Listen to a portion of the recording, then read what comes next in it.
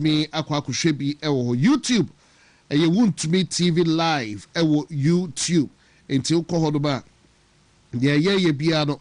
Ye streaming live ewo YouTube. And until so bet me a join ye ewo ho. Na Facebook want me 101.3 FM ewo Facebook. Enti o join ye ewo ha. Ye biano. Also ubetumi ahwebi even if say bia obefree akasamfoni no echia ubetumi ahwebi bia be live. So it's the 10th day of the month of July 2026. And area debay and sub ene wo ho me say ochina eyo ochina nyame eya adoma ena NPP 4 enso eko na omo akwakoto omo mpanifuo bi so aba. Yes, omo ye mpanifuo because omo nso ena ebe buama 2028 say NPP betumi a wrestle power every NDC for ensem say de da bia be kano no mpanifuo a omo nso behwe na omo aboa party adwuma no in terms of a year party structuring any campaign matters no ochina NPP 4 Kwaku chusu mpanifuo bi na omo ahwe na bibia koso kama na yame eya adoma 2028 yatume de eya Dr. Mahmoud Bawumia ababedi president.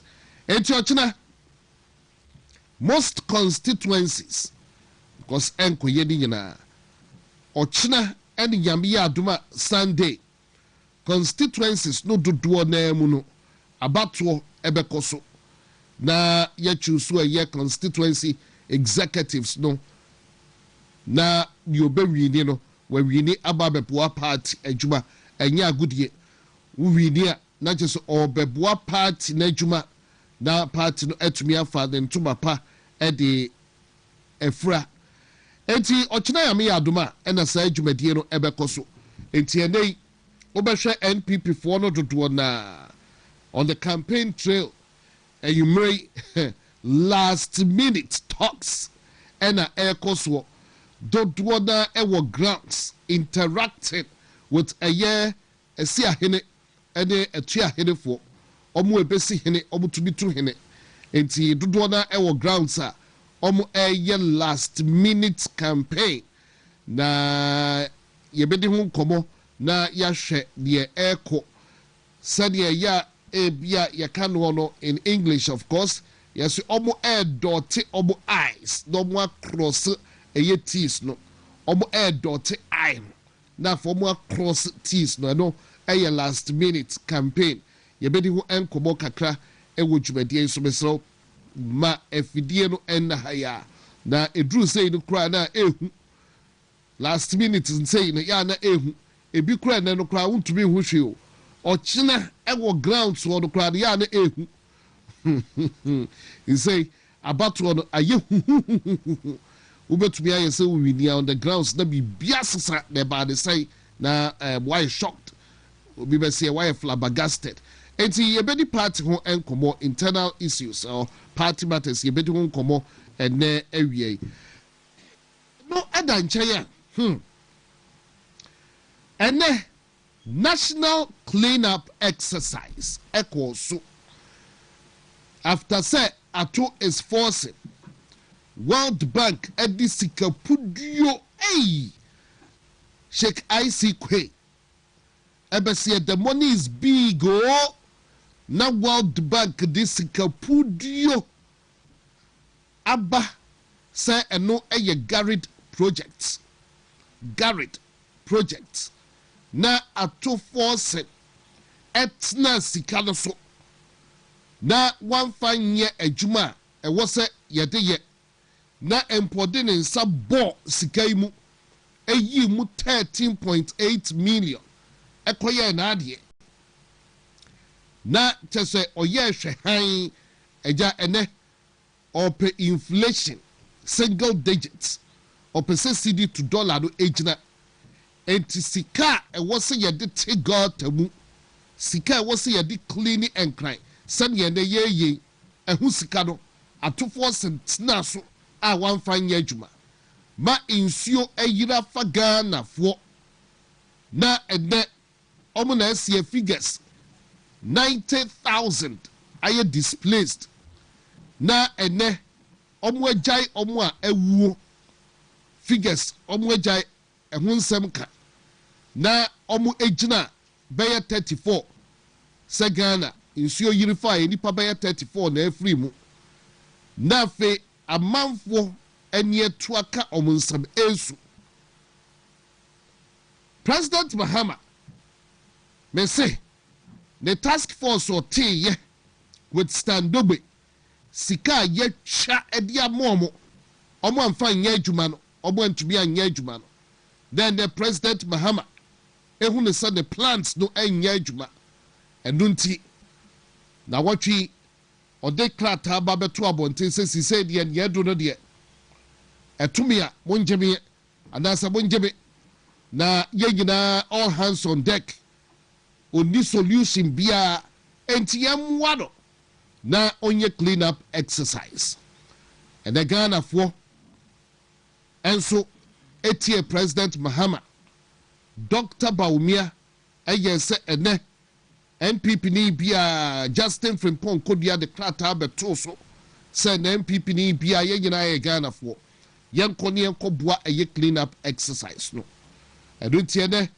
Ghanafoɔ came out in their numbers ɛba bɛboa clean up exercise no na ɛnɛ the first gentleman of the Republic of Ghana ni enye di bidada for the optics who say Ghana the baby a penny no bɛkɔ the hoda cameras no edi akyire eti penny bɛkɔ akɔte Gauta mudia ɛne ɛnɛ bloggers journalists kyɛsɛ obia okura camera ne ɛnɛ kora de pen ɔmo ntam pɛ de kyerɛ eti okura camera ɛna baby a the first gentleman wɔ no ɛhɔ na ɔmo nyinaa kɔbɔ ɔdɔmpem ɛna President Mahama ɔmo se reset the President Jeremiah John Rawlings ɛbiri bi waba abɛyɛ pɛn no na ɔte gɔɔta mu ekura shovel ɛte gɔɔta mu na ɔmampanin Dada Kufuor ehu alaadwo sɛ shovel deɛ mintumi nkura shovel ɛnte gɔɔta mu etime biebie gɔɔta no mu ma yɛ de yie no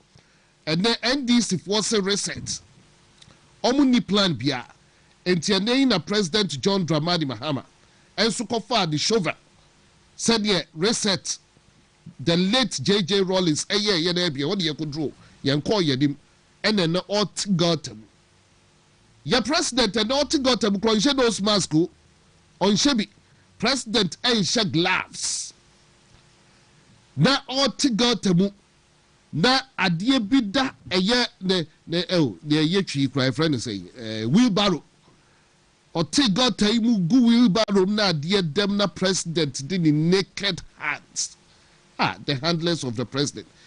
That video no na kamisa na na Kwame tells me there's a problem. She say about resend the video. Now show President Mahama at the tear from the gutters a good wheelbarrow him na adie bi dem na me president didn't say a ye a dear free wheelbarrow me. Now say my president the fact is ideology no me no anya adwen no nkyerɛ sɛ president me pɛ sɛ ɔyare o dabi yɛ pɛ sɛ ɔho yɛ dene na uhu party no deɛ ɔde kɔ wie yɛ 2028 na Dr. Bawumia ba wɔn sɛ deɛ bɛwura ne ɔman no akɔ enti ɛna mi ni mo a handle president na ɔmo ama na nhyɛ nose mask na ɔmo gyaa de saa president so n'ani afi kakra na ɔde ne nsa ɛkɔ yi bɔ gɔɔta mu adeɛ me hwɛ sɛ yɛbɛ resend because the video no ayɛ biribi a ɛwɔ hɔ I understand there are some challenges there but ɛnɛ ebi a mo a monam social media no mo saa video no bi a president de ne nsa ɛyi adeɛ bi a ɔte free gɔɔta mu ɛwɔ wheelbarrow no ɛnkɔ yie koraa yɛ president yɛ mpɛ sɛ ɔbɛyare eti yɛ a no wabɔ ho ban ɛde aba yɛ why but President Mahama ewie yɛ no ɔde nsɛm bi atu dwa Nana Kwame sɛ ɛno no deɛ ɛbɛyɛ yɛ amamia yɛntie ɛnɛ nsɛm a President John Dramani Mahama, the first gentleman of the Republic of Ghana, and Sama Ode Etuja. 2 days are not enough to finish this work. 2 days are not enough to finish this work. But we're going to institute it so that at least 1 day every month, all of us should come out and clean our surroundings. And that is what our traditional values were about. We're taught to keep a clean environment. But when we all leave our hometowns and we come, because of the anonymity of urbanization, we think that nobody watches us. So we dump those values and we live in filth. We must change that attitude. I'm also asking the Minister of Finance. He's already released 150 million to help with flood mitigation. That is the dredging of the streams and all that. And so the military will continue that exercise even after we have finished this 2 days. 2 days are not enough to finish this work. But we're going to institute it so that at least 1 day every month, all of us should come out and clean our surroundings. And that is what our traditional values were about. We're taught to keep a clean environment.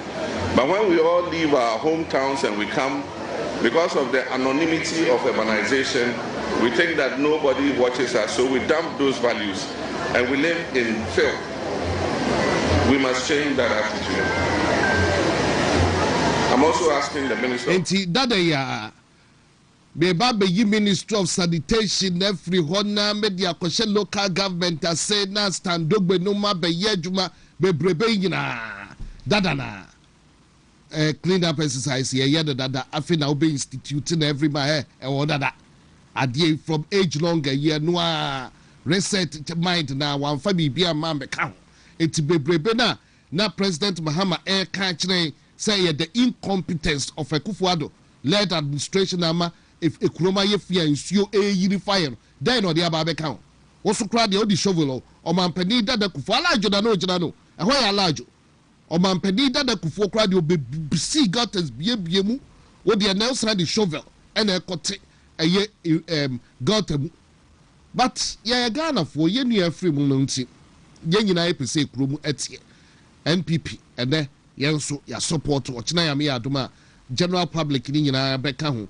Krataba from a year Justin Kodia say yina yenka hu bi omo ekoto abakra no otu abawia na oso wakwa akotiga otani bim na odi aboa na ekroma te se ye be ya yenhwere yenuanum ebi but ye bedi hu nkobon ba fidie no enna ahase ya na ene enkomo bia ewo ho hwe Bahama third term babe me ndika introduce bi nua wo hadom dadada Daniel D. Taiko, Daniel D. Taiko, Ewahadum Ede, Ewie, Daniel D. Taiko, a member of the NPP communications team, Daddy Ewahadum Ede, Ewie, na Bivia, Benedo Ebedin Komo, na Efa, Yabatu no ho, Ede, Seba, Costo, Ewo, Yeba, Muhabakacho, a campaign trainer, as why she about for contest in Tiada, Jini Pusuka, Detail ewa hadoba ye ne no ebedin koba ba be bobo nsem kakra eso ensem bi e ka ho asafo ye say policeman bi nim se bi ho and wasisi containers na sabe imprediasa sa shawofu ogum no mo ye business so say me who release be from a year police hierarchy no to that effect say asafo policeman bi so do allegedly yes say wasisi containers yi bi wo ho na omode bo yes jantra adwuma bi omode no ya say police for company force so obo investigate asem no eti krata no I cited the letter but no eho enkomo wa me say no so trend say eho ye fro bibi say there asafo bibi mu say eho na yes why container bi na allegedly odi aman kofo no omode ebo ahyawo eti me say police for no krata ba so bo investigations today be no asema ewo ho no but President John Dramani Mahama ewoma na nkomo no ayiniti so obekọ third term President John Dramani Mahama obaye no ye vice president and obaye somewhere in 2013 2014 kopim 2016 and onu abedi president odinkuguo ekotena afie and was a campaign about your president view. Now, what now to President Mahama Obeko third term? President Mahama, I be able to be a third term, and now we should be no and coco third term and can you now for be so did not baby na constitution, no crowd a 2 consecutive terms. And now so ko ba ko na ko tenasia wo ba bio wa be set to be akobio an na amanfo ideas e run wild na enra ye wo ho ne nya ne nte yese me akra no a awia bi hu na me nim nipa de court until I closed and I be who say eye be ye nua oh ayi kan your friends say po oh na me nua na oye NPP ni oh no oye NPP ni but no pay surprisingly be hu nsem twerofo bi a propaganda nti ade no so NPP ni na de call to sa ade no can be a ohwe President Muhammad betumi akwa another term me pa chow President John Dramani Mahama about for sa calling out to be say ombeka ombra na Ken Crunchy, that's the name I'm looking for. Ken Crunchy, or a journalist. Na Rebecca Sano or a NPP name, so yes, because at a point in time, no person could contest it, okay, is it central? But yeah, Baba 2024, no, and a Ken Crunchy, or bar out openly, so the class is NPP, no, on Kahubio. Or say NPP no on Kahubio, na niema bi e koso party no eye ne time. Enti odo akra NPP no on Kahubio. Enti be hu nsem twerofo bi a e na kan kranchi krasa odo ye NPP ni yo. He obi obeka sa akira nsem twerodi bi obeka sa akira obi aka kire se wabon. Kan kranchi odo abeka so onye NPP ni bio because niema bi koso party no eye ne time. Na kan kranchi, this is not the first time I wako court e was adie ho. Wako several times, 2018, whatever, 2020, say President Mahama nye eligible. And then you see a court to work out be say President Mahama be to me a could be one na. And come a woman ba. But a mouth will buff where the maybe few minutes be. But who write taps beer and pedifo be a throat to Musabu Bapa. Na empanifo bi a chro no includes a year H Kwesi Prempeh constitutional review ye ono na oda no H Kwesi Prempeh be who order the write up be on Facebook and it reads the Supreme Court must dismiss the lawsuit outright with costs ye modeka. There is no case for the court to adjudicate or decide here. The jurisdiction of the Supreme Court to interpret and enforce the Constitution is not meant to be expended to answer hypothetical, speculative, it's not meant to answer hypothetical, speculation, or classroom questions.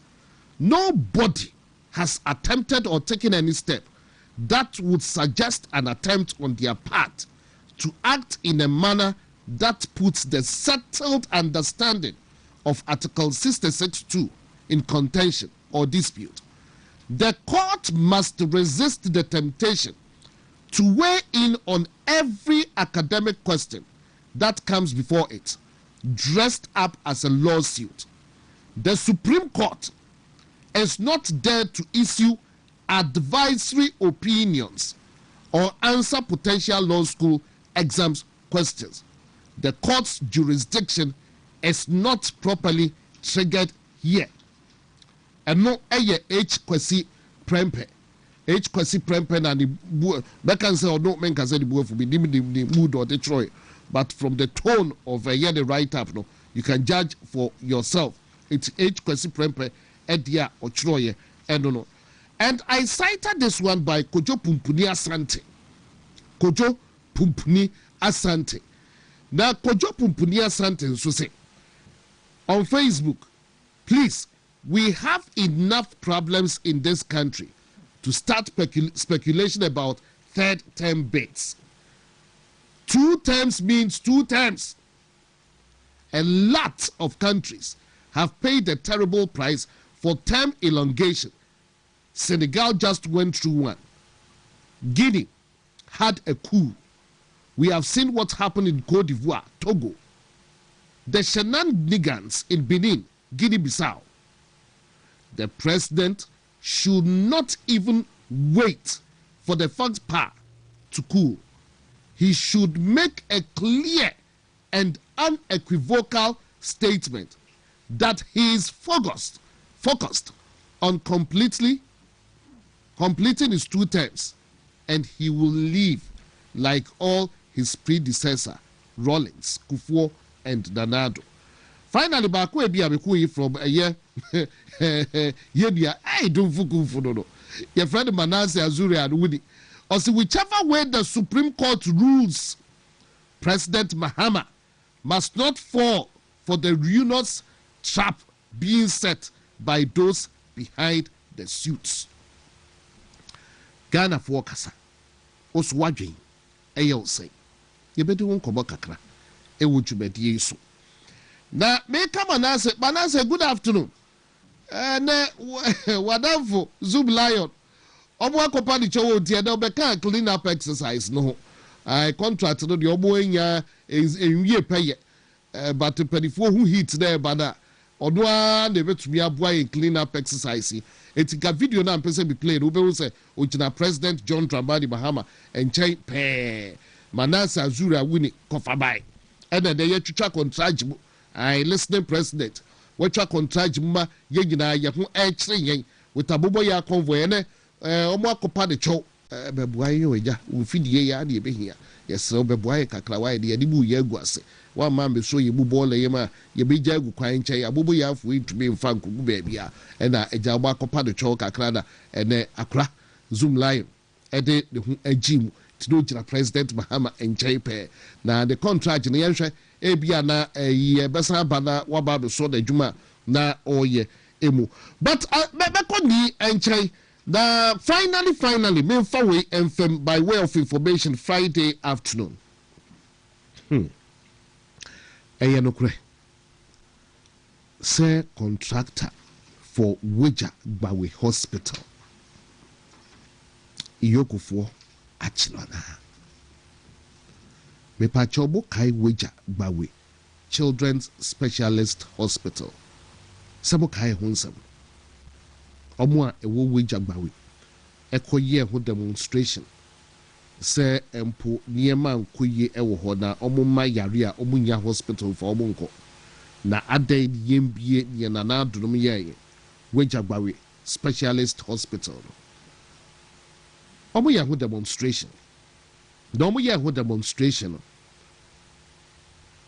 yenia Honorable Kwabnaminta Akando ne nante hwihwihwi obi wasi aso commando no ebe kansem omo wie na Ministry of Health na edikrata abai so operationalization of hwan Weja Gbawe Hospital na ade no ensem ewo ho na ensem a ewo ho kra ne se contractor no na ato hospital no na omo so kra na omo hu se hospital no kra de ho nsem no edoso pa na procurement ho nsem World Bank buafu ena omo contractor no mo inflate a year contract no sikado by 11 times into World Bank bufuo bi wo ho ne ho kro ne ba ebe chantro a whole Ministry of Health Tony Goodman there a radia ko be twa ye dro sa sebe da ho edie na no na ma contractor for Weja Gbawe Children's Hospital your friend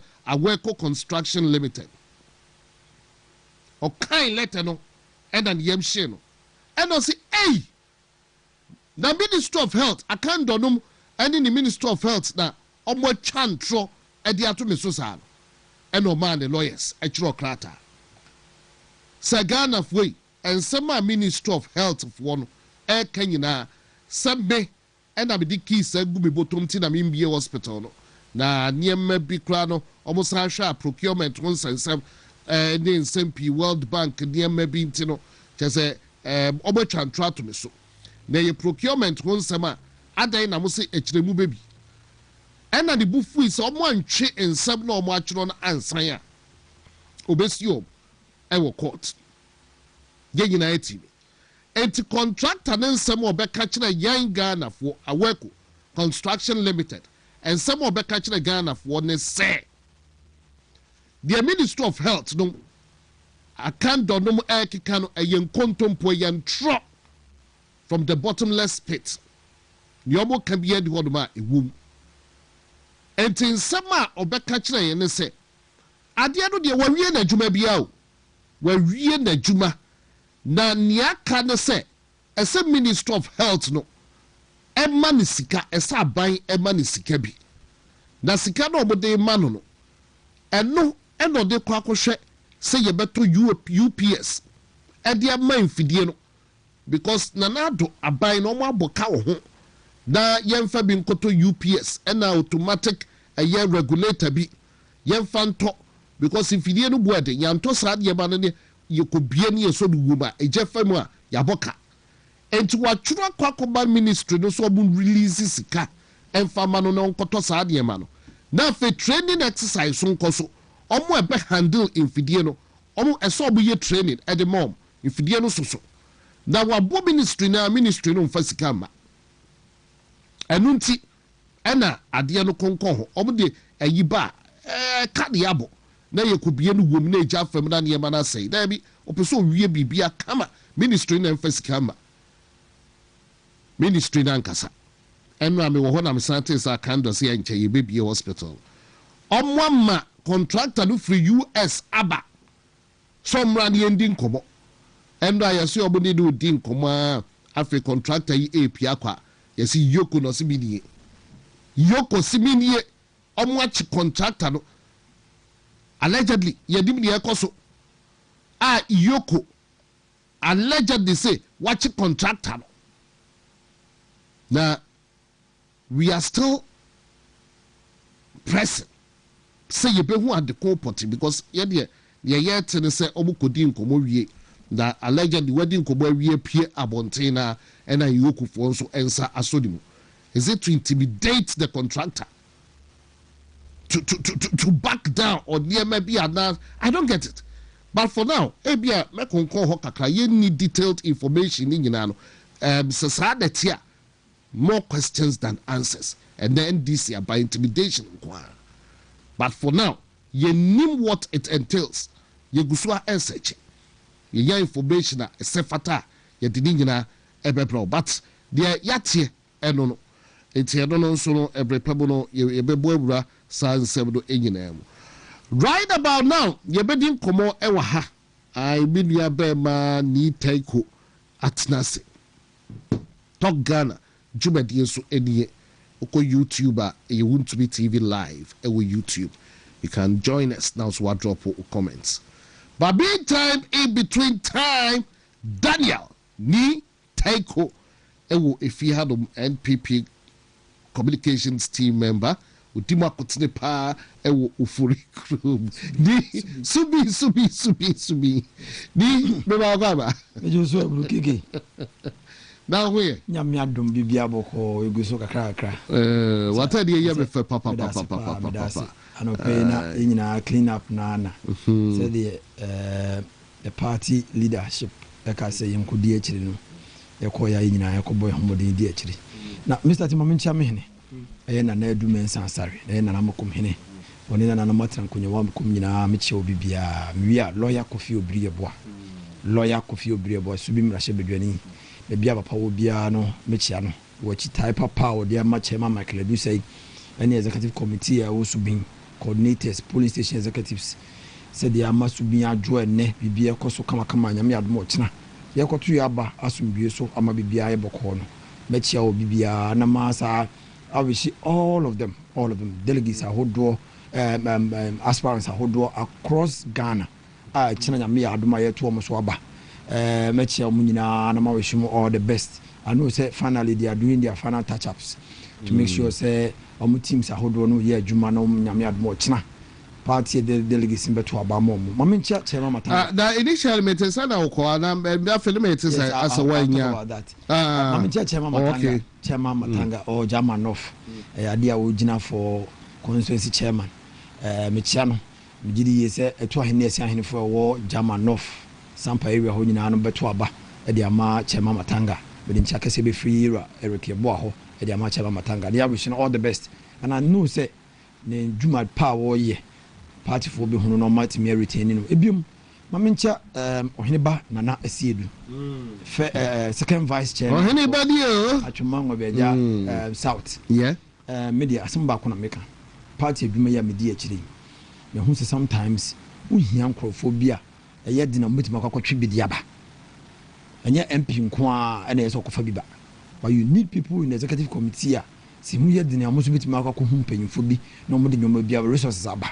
And I believe say kakra me hu afa chairman is me already me friend chairman oheneba nana esiedu ho no I believe say say ni manfo no eto abama na enwoma mbinya won ho no oheneba yesa abe ho fa so no do so bebre yeah unya abe na ade ya be nkwan no na wunya bi dia yensa asomodwe nyina aye mre kra na eda fom no bunya asomodwe om enti mesre say eto ahene esi ahene fo no enyoma NDC for ayo madwin say ombeko saa constituency mo make sure say they will put Oheneba to shame no they should not make it happen because the regional party the NDC regional party have decided say saa constituency they will go and attack Oheneba and make sure say party for beto abetiano and I've told them say yes say I have a friend that okajem say they have an interest in Oheneba's constituency and they will go there and make sure that he loses and I told them say nye dia mo pe na MPP for be and I know the new patriotic party delegates war at Ngwaweja South no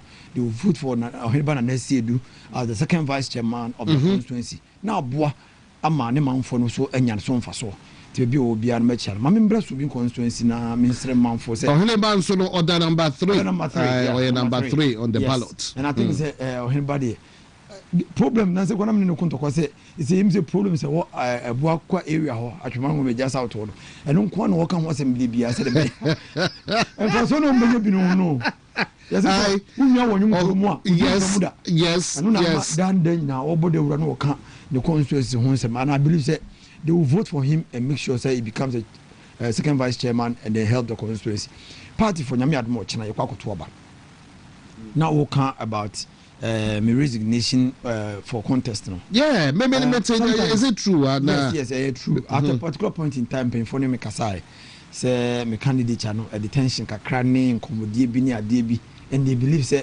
kama jama me other candidate na kwa kebebo ma bia ye kama and I told them say any problem mame I believe say they be jama go detention e basi oh I understand politics on so what you say say party in power okay chairman Benedict Busa Kacha ma wontumi na nsenya ni speech your my o say o sere Nyankopon say Nyankopon be man di chairman na Dr. Alhaj Mahmoud Baumia entimi nye president biom entimi nye president a ma Nyankopon ma nye chairman okay but so be man chairman because Dr. Alhaj Mahmoud Baumia be president dia o ma nye chairman that's how selfless chairman Benedict Busa Kacha ma wontumi is and that's the same spirit in the same spirit that I decided say me resignation from the position na be manwuma ye din na nwuma akoso na to be I can afan to my peripheral I will step down for my colleague to go on a post and I believe say Mr. Pay down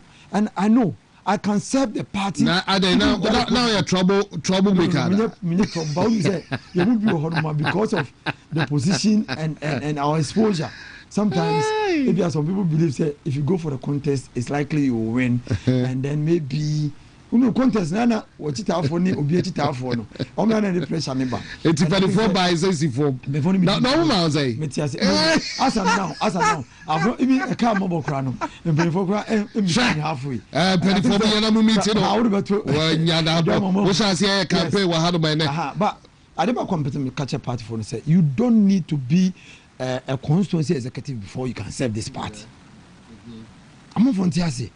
If you want to say do or die, either they win or the party will burn. Mom me for spirit no coach na. Mom me for the spirit of say even if I'm not a constituency executive, I can still serve the New Patriotic Party and my party number power because in few me fan okay a dinner good for a year. As some young say, or Kuna day and me or Kukasia, let's say, came home near to Aba, the Dr. Alaj Mahmoud, maybe president. Ko ono ne wo hunumu wo pepa wo doma o my Ghana obetima be di Ghana man anim ama Ghana di ye ene yura John Dramani Mahama mamu a obi e yadi na e wadi ene me hu bi da economy say ikosuan wo school nyina no wo de tutu amamu a obu hu a wo ti asenyi na nka ede na nka prices ba from na still bi ne boarding ede ne agric minister timi etwema so say finance minister sika na akoka say wo yi sika de ma no enya de enkre and the man penny the policy no or the cocoa money man for no man for any and go we are no more you know such a video and I come agric minister so come man penny say and go now the my no you come marry beba ho you know and now we a dear oh my God no is it MPP ni bia yem hihie no a party no ben you nyina say bi obi anya obi without the New Patriotic Party without the vehicle MPP none of us is anybody. And when you resign from the party and go independent, you see your smoothness level. Because who you be one more than there, and you will tell who content corners who demand penya and Kaudi. But without the New Patriotic Party, one more day, no one Kaunim Sobiano won't say at perform over 90%. At over 90% on them, 3, 5. What we are saying is that Ochano and you do or die. A yadwin one sema o kachira o manfo o strategy odi egu akwan mu a new fresh strategy mafia na o strategy adi egu akwan mu ene be ma ekina to an ne sia yin fo no be to aba ma wana so mo to aba ma. So we are going to celebrate the New Patriotic Party tomorrow. But penifo kan se be se to aba no o kona ko to aba no wi go and join the clean up exercise ye man penyin se ye nyina ye nyana ye fa mo o man Ghana because na ye man penyin no ene watoba and sanitation ministry no a campaign o ka say oba be gunu no ogunu na hunsunsanso amani pa wu krom ha. The number of people who died, they were more than the ministers who died in this country. So we are asking say bio omo wu through this flood no omo MMDC is libi enhwe han e ma nso da bebre e piepie free waterways mu e be block nso ma ni pa wu no. Sango from Wino, or man penny quent man can say, young fire flag crime brain from and me and under these people. And we are in this country. Or man women yet here, and your man penny, I am a catcher will go sanitation ministry no, or go no nipa woo, a person there, Yantin once in beer, or comfort nipa woo ye, or we can go for this year, or we are breadwinners of families. They are mothers of societies. And they are no more because o man penyin bae ne nhye ye boni o de gu akwan mu no ama oyene ato abusuan bi mu a ene o mo na nkom kodi bi bafie no ene o mato ba ebi ewu ebi ayira kwa mo busofo ewu no ma kire kwan na ye wi a o man penyin se emprapra krom ye prapra ya santema mu ma mi naro mbra ya santema ma se o man penyin ye prapra bola de wi ahin ye de ko because the enemy say ene wo ko landfill site a wo Aswa municipality a cars a line abobo ya na se line ho yesi machine bia se ho enti e bi se yesi se ye proper ball ni wi a mampanyini ye fangu fie ho mo ana se fan kwan fa enti mampanyini if he has lost touch with the people of Ghana, if he has lost touch with Shaya, he will come on Modia. You can't say, I sent him meaning any other region, but I sent him first Saturday of every month, he clean up. It is handsome now, can say. Henceforth, no, every month, if he doesn't know, it is something that is already there. Then we are asking them, say, and then we can say, clean up. No. Assembly members are who was saying, and the municipalities, no, Amamu Hibaro, Amamu Prayer, Amamu Yomase, Yefanyas are clean up. No. Nothing is happening. As a member, nothing is happening. The assembly members don't have these logistics. A Bema man for the Bible and say, you're very clean up and come to me. It will be a no. If the Oman I wouldn't say one amount to be a wood and go for her so. To sana money be able to appear commontene no than in some wear with dark gloves ebe fa hwibaro mu ede ne sa to ball mu a nya wo ka che suku nkoda no a o mo hwe mampanyin ni se mu ko suku na mo pra na se nyuma da gate mo mfa mo nsanyi because man penyi ni sa to ball mu eyi ade no wo hwe ya abrante bia no won nchen ono to ni sa to ball mu so yi ade do di akire sua do di animu enante be yasa me sa video na and no my fans yes the man penyi eyi ni sesia no ye bisa say clean up no is this the solution if he doesn't know some problems here we sanitation ministry and sanitation models now or the assembly now assembly members now bounty omunti to na mo bia fa no avenue to create jobs se man pagini ni mo and now say you feed Ghana brigade ko se sankofobia hu omo bia wo tumi say o man pagini ko say omo feed wo say omo na ba feed Ghana sankofo na o party fo na wo ko say omo green ya omo ye match pass no omo na be feed Ghana na green Ghana brother nyankopon me ya botre but what him ensemfu bia beka no say ndc for that chance edi omo afa Dr. Mahmoud Bawumia picture si say no mo ani magu asena omo wu say omo apep President Mahama cleaning no anasa flats no ni hu solutions no and then obehwe NDC platforms na omo afa Dr. Bawumia picture. That question omo bisa, did this man take part in the cleanup exercise? Omo na ebisa we say Dr. Bawumia. As who? As who did he take part? Now that when take part amu bende. But you have tax man Dr. Bawumia sisiana. And yet President Mahama and the catcher is all solution so basic flats are no quite. Now my lucky President Mahama politicized. Now Dr. Bawumia odo si yengina all hands on deck yanko boa na ne wanko bia mane mutu abo tax man me pacho keke enyuma ekoso ne eja yenyina ya yemhihie se opanyin no na odi Ghana man anim no bebia odi ye kohwe no yesre no se yeto abamawo na ye de wo kohwe nko a emfa nkohwe wu ene man panyin hihie ya odi agu akwan mu ni in actions ene a result in the death of Ghanaians, precious Ghanaian lives. No, yes, and say, one for a chopper be and Magana mindset and say, oh, the begu akwe and I say, the inactions, no, the idea banu. What's the Ghana for say, young from the bonnet channel? New year, yes, and say, and sanitation issues now was this year. He should create jobs out of the youth, not youth, no, and yet you contractors be bring Gatanya because and then couldn't be one crammer Gata new in Sota and I'm calling money and I'm go for fee. I don't would want to see what I ways no municipalities now would want to I'm a calling man go for a citizen be a new as a dancy. And this is bad my mother say, oh, me jagana for me and ye pay. Now you may jam will be a no pa. Yes, ye and no near a campaign who catch a young mom back as well. Some ba mu beja mama my mpe and amuchi ka ba akoko osem ko bubu mo udi asie and this ye din se gu akwamu ne pese bibia no NDC will politicize it and make it look like MPP the empo obi asem and mu ba ye ya mu man mo ye nhwe han man kofo ye ne mo pe no and nso pitikwa no ne wura nkofo fie e ku nkofo e se nkofo nyoma and no bobra ko duru ba bia na NDC she boniti no ba wachi and nkofo ko han dan aboden esiesie mu do mu live service esiesie ade be chibo ko dwuma baba na nsu awura dem asa wodwuma nyina because the president decided say obegu sanitation ministry no this amode na ko municipal assemblies no and you are to forcing I na you say o release zika bia name release ka china emma obi afanya dwuma obi antimi nkasa because konfo no chi CEO no ko ka asem kakra bi ye interdict e ma no ko nchen e ma ye suspended for 2 weeks a man one is odi agura wonya na dwuma biom na DC ya na MC ben and betima challenge the policy of government. They cannot do anything. Omo president omo mampanyini ye mampanyini His Excellency John Dramani Mahama and no ma wo ye ni se boni odi agu akwam and ni actions no it is costing the taxpayer their lives their businesses and ne bra Mrs. Wu Kwaku to bibi and na wo to car kwa African ya ezo we ni ye wa hwe abato car nsu afa no wo and wo to aduane African nkan nyoma bebre wo no wo to afri wo no wa hwe ni ye no wa investigate here you buy something and nsu afa no wo.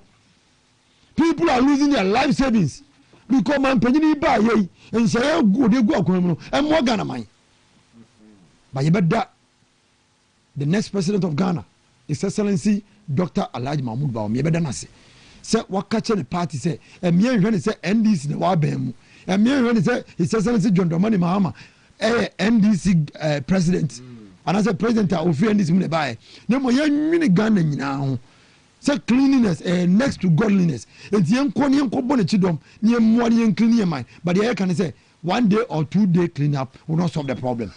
The problem is engineering problem. The problem is leadership. The problem is making sure you do something. President Bahama say a engineering problem. And no better na koya no so therefore say a engineering problem. Nanado to so do you see ade no engineering problem. Na your incompetence no credible. And no better na koya no so all of a sudden a engineering problem. Ade ba kwa you want to say the people of this country we have chosen democracy. In other jurisdictions, we will expect His Excellency John Dramani Mahama by now will have tendered his resignation letter. Say, "Adwuma no ontimi nye." Say the oba first time no awantimi anya ye to abetia no and the oba osabe hu yin hu say adwuma na afede ontimi nye kura nti ka odina kunya na to na nka ya pope from na babidi. But the democracy that we have, he can decide to resign or not to resign. But we are appealing to him say, "Ombo no ho so. Ombo no ho so Ghana for be boa no." Because the name say yeah, won't be from work on Montino. And you might add to 2 years. I don't know what can cry because she say no way forward the power with this buy way anyway concerning floods. The way forward work of the task force and one time OCM release contingency and yellow minority say some question mark and OCM got gata winti or what position plans bay and or what for a floods. We don't know. The floods that we are experiencing now. And then can no the aba be something na abie ni ba oba santimem ho a ye medede bia meka ye won kro bi o Manso enclave ye won kro bi o Amansie enclave ye won kro ni bi wo hormo a because aban ba ya won kun Galamsey no e bedu ba bi ensu akese a Galamsey fo no a chenyi ne course ensu to a ensu no betesi kro ni bebre mu abipa kro ni nyina afri ho nkron besi ebabi pe nkron bebre afri ho because of enhwehan a ye man panyin bae waye na me ayam hihie jamene se ene ye man panyin bibie ni won ma wo tu na mo afa ho enwuma o kan na kese in opposition nyina no oba ba mu ontu na mo fa bibia ho na every now and then we are asking say how many people more would die before the president knows say enwuma wo ye no anase hwehan a wo ye no it will cost the lives of people and then the investment and kofo bebre aye. Yes, no, Mampany never be aduno, and why didn't and sooner every funko for the young woman be that for the first time in our history, and sooner every funko for Cromano, young woman be that. Na me nyamo because trust him kase se ni papa di man so o mani di na ni paboni be di man so o mani esi apani e bre ti Mampany so sa kira wadwene na oba be ni papa e be boy nyina because see no evidence da kwa mu kire se uni hihye pa bia ma ye man woman for ye hwan emanwoma etoto ye ne bi nsi da promises a wode my in opposition e besi ne ye hunu botokro ne de kura him and to give us the leadership. He says the leadership is everything because so what jata 10 na se dwan ene di omani mu a omuni aguguduro se dwan 10 na jata di omani ti the essence of omani nyede na wonsi nkete se obeboa ne man Ghana for the second time no onya se wo ko hihye nkofo achi e ka to mu se omko test the law e to si pass ma wo kanyina ne se Emma after we see na me to ade kakra na be nsra ade agba ebuku esema otwo yi nyina no we assembly do kan say mo obi afa nkwase asem nko Supreme Court the eight ko si pempe kan nyina no ene say obi afa nkwase asem enko Supreme Court ko Supreme Court ye afa nkwase asem nko because how omko test say is essentially John Dramani Mahama everything ko tell them or not sebio wa we dwini sa adwini bia e nkwase adwini because you want this country to burn. Obi abagini sa adwini bia no mpe peace in this country because we have seen evidence in a lot of countries Mampany yo madwe so mko tell NCA babi wie de enko edo eso babi wie de enko eno so bo kan madwe ya Kwaku esi edu katia o say any idiot can go to court esi edu katia o say any idiot can go to court na nie na ni kanu ene nsuo yiri fa baabi a yehu bi krada and then akase na AC because the Sultan Crest ye ne dredge gates no atofo sin amfasika World Bank for the aba say yɛmfa say adwuma no nyinaa no wɔarelease ɛna ɛnɛ yɛnnuanom bi afiri mu yɛayɛayɛayɛakɔyɛ clean up exercise na ni ɛka no badwe kɔsii Samaboy sɛ nansɛ wote sɛ nsuo yi afa ɛyɛ kuro no ɔmo sɛ chairman wontumi na ɛyɛ adwuma wɔ hɔ ba chairman wontumi ɛyɛ adwuma wɔ hɔ court korɔ ɔmo kan baabi a ɛnni sɛ ɔmo kɔnkɔfoɔ ɛdidi n'asase so no na ɔne ɔmo ko ɛsi ano kwan ɛnɛ NDC for galamsey left right center ɔmo tu galamsey no saa ɛnɛ mo kɔhwɛ deɛ ɛsi wɔ Samaboy ɛnɛ hwan paa na ɛsɛ nsase no chairman would be even in court. Former minister he can say, "Ono kwa wayadi." Say employee no cost no ono ne complaints a report see illegal mining no ano crime. And then illegal mining no. Ati say ajinsemu eti enema woni esi Samaboy under the NDC. Enti yenyina yete ayede yani ehwe ene clean up exercise akoso sɛdeɛ na yɛdi ho enkomo no na mento adeɛ kakra na yɛnkɔ other matters so Kitima Herbal Center enyumrei mesa kanfo Kitima Herbal Center ede amount na Kitima Herbal Center mepacho ebia wohwɛ na wo enemu yare problem bia fa wani ekire Kitima Herbal Center yare enemu yare bia wo de kodana obehwew ama yamenti ho ebeto na Kitima Herbal Center wo yoba na wohwɛ na nsuboni bi nso egu ahemfie hodoma fa wani kire eye hodoma na so eye na omoa sanso ena bema prostrate one sense what yaw pa wa wo je ho angia fa wani kire Kitima Herbal Center enti eye STIs anaso oba wo pa wo untumi wo pa wo fa wani kire ho kidney problem di nyina no obehwew ama wo ho ato Kitima Herbal Center misro owo eye sepase gaw eye nkawie kwan no so hodoma wunya dru eye sepase gaw a na wabisa so pe Kitima Herbal Center akodakra ebe kire ho enti misro konna ko hu doctor yaw entry ko nakohu no na doctor enshow kama say bia wadwe mu kra na wanya problem bi ana so hwede ma enkoye psychological damage bi no kro de ba kona ko doctor yaw entry ewo Kitima Herbal Center na doctor enshow kama the telephone number is 0246 914717 0246 914717 Kitima Herbal Center osia nije bebefie tatashe sanso ana emulate herbal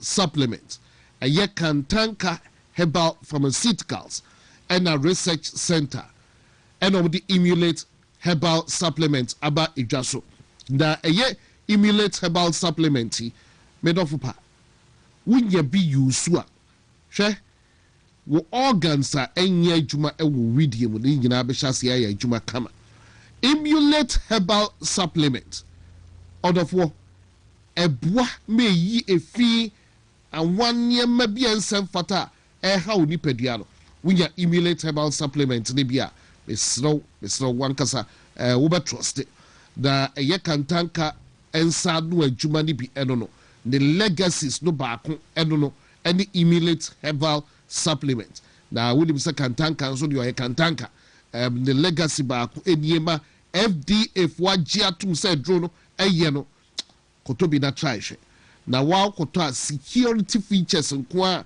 eye Kantanka research center obodi abo eye kit ye kan the emulate herbal supplement no so no wa hu atum say yes wa ye dro e no de ababo nti oba wa fa yefnu menko adro yi wunyanya mfie dumienu nso ana kolonya mfie dumienu no mesro ema na dro bi emu anokra but aside that no okọ pharmacy biemu ana akọ herbal shop biemu a kasa ope emulate herbal supplement ombema obi ato na ebebo papa victory garlic mixture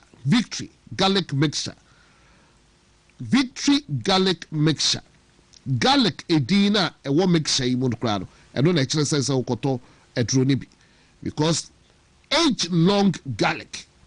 Sure, garlic is very miraculous. Na victory for the garlic aye mixture. Sebra betubino. Wuni bidiyama garlic betubi ayama wo. Ya kubisa India for. Dienti obo nije obo garlic ho. Garlic dino ewo Bible bu bre no mu use garlic. E so obo ho yare. E na victory the garlic here aye mixture e de ama wo. Wo nan na aye titriti no wo nsa wo kon de wo be aye titriti no use aye victory garlic mixture ibi. Now say untumenda medical mintumenda kona kope ye victory garlic mixture bi when su brew we hear victory garlic mixture or buy we fichi ko ho ensem victory garlic mixture and ebeboa o ko pharmacy bia including PFA pharmacy e wo Kumasi Colinac Herbal Misty Herbal ombeba victory garlic mixture bi ato and cry for bon Coripage Ventures okanshi in a Tinatet Herbal omo nyina bema victory garlic mixture bi ato from my trophy so number 0242 545633 0242 545633 oko eye pharmacy ne herbal shop bia muso a wonsa ebekabi di na wo next pick be say na ensabdo chakanapaya eguobe wo sada oba eye de we na oko h kwesi prepare h kwesi prepare ensem ma o kan and I can say bia third term bid for a year President John Dramani for any Mahama. president. Episode say Supreme Court the apex court of the land. A baby last conclude no Supreme Court no hono masem no honkwana ye di asem wo ha omo ankasa wo tumi say omo tumi say omo no kra e different way. Enti hono se bi we kwa you to say bi aye. Koti prempe say enye ho ne kodi suit you are here wasting pain for the time because how a busy place you didn't some kese all lower courts are yentimi ndi no you dey call it's how the assembly call me say asemo nyansa wom wo na the assembly call na say odwene ho na hu say asema wo dey call nyansa wom because wo mo te wo no enye nkwase asem ti no mo te wo and wo opese wo dwene ho na wo dwene Ghana ho na opese wo dey call say wo ko check say any president will ever have the opportunity of going to third term no. Now was a lawyer so say adie on say enya adie ye for you to try so we fear na so adwene ye adwuma won fa sasem no court that's what age kosi prempe saying say for exams dey dey nyina ya brofo obo say fa nko sasem nko Supreme Court because they are busy. The court is so busy for serious issues and don't go and waste our time because Ghana will not accept third term and Ghana will not bend because of somebody's ambition. Some countries have tried it. And I mean, you say, I see a Dunkatiado, Julius Debra, no, and your more, almost also a Pebia Kodokra. I don't think they will be pleased with that. No, I'm not everybody wanting evidence that the NDC do not have a replacement for John Dramani Mahama. And that is why, in any turn, they want to bring the topic up for discussion. But the well-meaning people of this country, omo dwene Ghana ho, adwene Ghana dache ho say saade no yetra se nye sinkonya ho a adwene nti yentimi sinkonya wa saade no nti omo nko no mo fanko to baby kra because ye nwene ho nyaka kosi agina wa saade no ti ye kan say ye man yetim no ya try in black and white ayo constitution mu say obi a chance to go for 1 term 2 terms maximum it's we have to go home or waba first term we lose wako asana babio enti eno so yensa makwa wulusu a no akwaba na yesa obelusu akwaba obi obebabia no na chese ye ni try my best stop I say we am adokunu miru na wodi ba akunu ahono ba akunu ase wodi ba akope because the other one no hune sa no person me kire but the can say omoma adwene nya adwuma obi oboso dey adu court bia no say court no say charge no for wasting their time the settings and everything yam court no mbo sa ni pakronika because mambofo tiemfa no ntunche ni mbra mampanyini amamuo ni asetena oni atena 1.5 years yi ahomete sema ekoso ene migusu a meka che mampanyini se wo opposition mampanyini who call the Bono regions of Ghana the Bono and the half regions who say omo bo se wo ba wo beti cashew authority amomo ni to cashew se de to kokoo no ene de ebi se mampanyini cashew sense na ko say cashew na turn over 2000 no and no member da ne match fie and then member bebre no agya mu cashew to mu because the cashew 800 cedis no and go for ton kwa no people are not buying and go bebre ana mu the cashew economy o mu manage cashew economy di bo mu bra e wo cashew areas growing areas and o mu nyina ye mre o mu fie no mu sia mbo so mu to aso capital mu ko se mu e ko do ase ne ade nyina no ayo mu ka. And when you go to the Bruno and the Hafu areas now, and then go for the Brenois out of former motivie, Cocoa for a commentesio, Cocoa show money since independence, basically, na Afiba Coupe, no man penny, Uko a Germanzo, near Tesua, and to want to could see the cocoa farmer for one growing season. If you say take Ghana, go cause back Ghana, Cocoa for national money, this economy that we have. It has always been sustained by cocoa farmers. Your cocoa farmers, no matter what you may more, ever seen it. If you have a coupe, no, your man should say cocoa born about 4 more. The essence saying to you, what do you mean cushion cocoa farmers no for only one growing season? Now, can mean for the next season. Say, be a born cost to a royal crown before so, over you see back. No, could Gina or Monima catch or say 3,100, less than 2,500. You ask yourself, say, if this is mathematics, no, one a chair or more, everything there, Mintiasi. You are around Yabi. Tintam, office chairs, go see a foam. I go catch a cocoa farmers and say, Tamani, 3,100. Our more is focus over 6,500. And now move to 2,500, 2,500. Or more year cocoa farmers in favor. And the cocoa farmers are still there. So they make a change in your do cocoa. And them cocoa no, and the baby no good bottom go passo, a besino. A young man penny be a dream bonnet, and a man, a moon, and water more. And says John Dawani Mahama, now dream bonia or de manage your mind, and a man, cocoa, gremom, cocoa, besine, yanto, a moyato, LBC's phono, cocoa catch for in a Johnny Nano, or move Johnny because of my dear, or move to Yamuka, and ye. Bank vouchers, you are much more than Johnny free in Cranas and Tenem cocoa. Beans minim some kind of bamboo some kind of Azawaka President Mahama Nana Kai about full say I'm a more fool yes I'm 1 year 4 years in town I think I catch a gun for you and say it choose democracy wait and no cocoa farmers are you can't touch them more and Namunano Mukoje Bosia Mukoko for ne Munina Mogo saying 2028 to Omamo so Mubetimakacha Mampany say Mampany asama woni ye ndi hunu krenti 2028 ye beto ba tiawo ene party for mu ye nhwa hwa akoma mu triple ye etre fia mo anto aba no ene ye nyina ye nimsem because mu se burabu na ye de na dokunda so ye 7 series and the MB na dokunda ye 7 ene mu se na burabu ka burabu ni na gane ye to dokunda 3 series 2 series ye de na dokunda so si 7 series 8 series okroma amemu no wo bu no ye hunu ba bia. We don't know the direction of this country.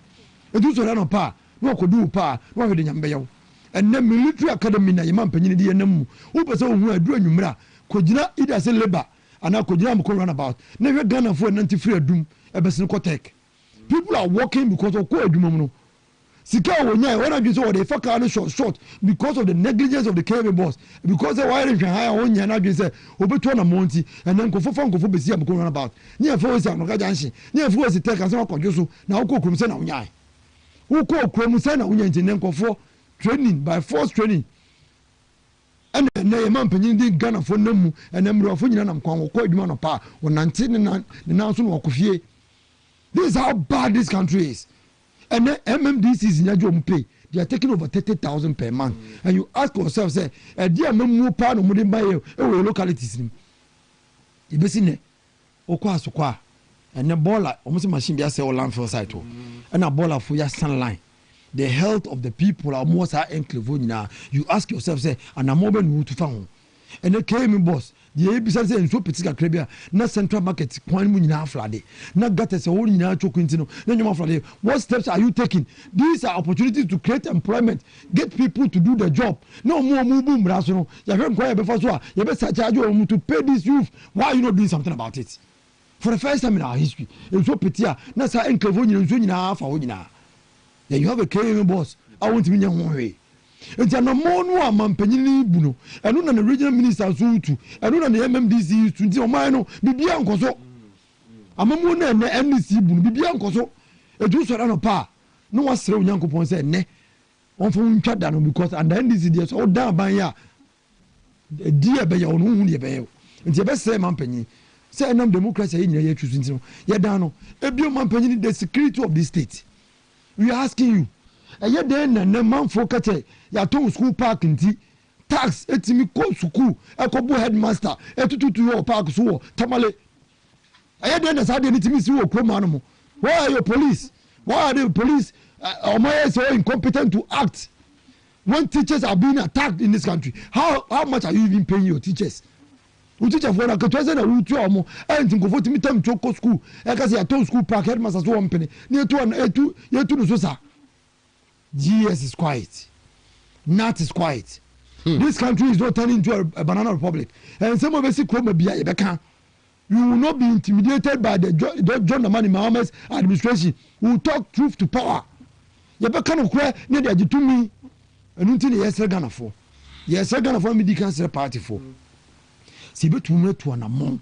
Ni agi o my Ghana free the incompetent the wicked president and some more. This ya kan ho bom. This is your claim one boom. You can't woman able to move to anamon because of the number of MPs that we have in parliament now. And the number of MPs that the NDC has in parliament now. See you perceive done it, you flip it. Our chances are we have to do extraordinary work with extraordinary people. It's about one more to they should select people am I ready. You are won't me and no go share so. As more kind. Was yen to ba man krofo a omo time omo be dedicate omo brand omo sika no bibia ama your party ye extraordinary work to make sure say ya Ghana dey see ye ye flabera ya kokoyi no da meka this is the most hard working vice president we have ever had in this country.